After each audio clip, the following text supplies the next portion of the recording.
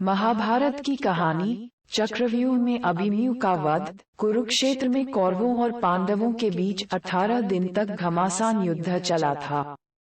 एक ओर धर्म के लिए लड़ने वाले पांडव थे, तो दूसरी ओर छल कपट और धोखा देने में माहिर कौरव। उन्होंने छल से युद्ध जीतने के लिए एक रणनीति बनाई। उनकी योजना थी कि वो अर्जुन को युद्ध में उलझाकर चारों भाइयों से दूर ले जाएंगे और फिर युधिष्ठिर को बंदी बनाकर युद्ध जीत लेंगे। अब युद्ध वाले दिन कौरव सेना की एक टुकड़ी अर्जुन से युद्ध करते हुए उन्हें रणभूमि से दूर ले गई। वहीं गुरु द्रोणाचार्य ने युधिष्ठिर को बंदी बनाने के लिए चक्रव्यूह की रचना की, जबकि पांडवों में सिर्फ अर्जुन को पता था कि चक्रव्यूह को कैसे तोड़ना है। अर्जुन के दूर जाते ही गुरु द्रोणाचार्य ने पांडवों को ललकारते हुए कहा कि या तो युद्ध लड़ो या फिर हार मान लो। युद्ध के नियम के अनुसार युद्ध लड़ना जरूरी था। यदि युद्ध न करते तो भी हार जाते और युद्ध करते तो भी हार निश्चित थी। अब धर्मराज युधिष्ठिर को कुछ सूझ नहीं रहा था कि क्या करें और क्या न करें। उसी समय धर्मराज युधिष्ठिर के सामने एक युवक खड़ा हुआ और कहा, काका श्री, मुझे चक्रव्यूह को तोड़ने और युद्ध करने का आशीर्वाद दीजिए। ये युवक कोई और नहीं बल्कि अर्जुन का पुत्र अभिमन्यु था। अभिमन्यु अभी मात्र 16 वर्ष का ही था, लेकिन सभी जानते थे कि वह युद्ध कौशल में अपने पिता के जैसा ही निपुण है। युधिष्ठिर ने अभिमन्यु को मना किया, लेकिन अभिमन्यु नहीं माना और उसने कहा, मुझे चक्रव्यूह तोड़ना आता है।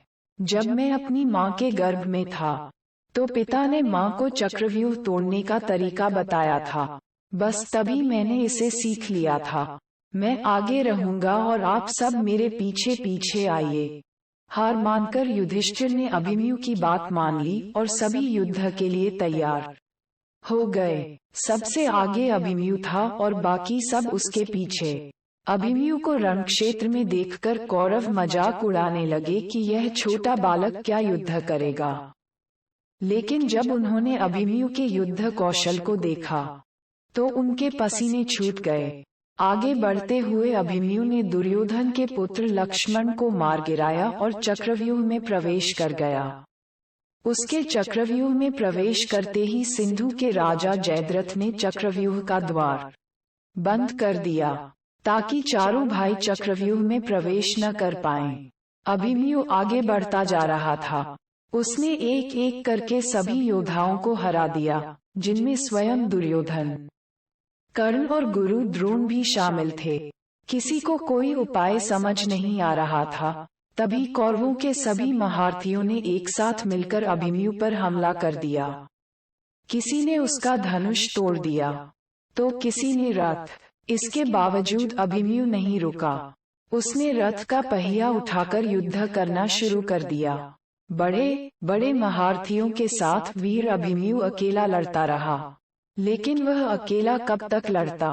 अंत में सभी ने मिलकर उसकी हत्या कर दी और अभिमन्यु वीर गति को प्राप्त हुआ। अभिमन्यु की मृत्यु के बाद अर्जुन ने प्रतिज्ञा ली कि वह अगले दिन युद्ध में जयद्रथ का वध कर देगा। आज शूरवीर अभिमन्यु का नाम कर्ण और अर्जुन से भी पहले सम्मान के साथ लिया जाता है।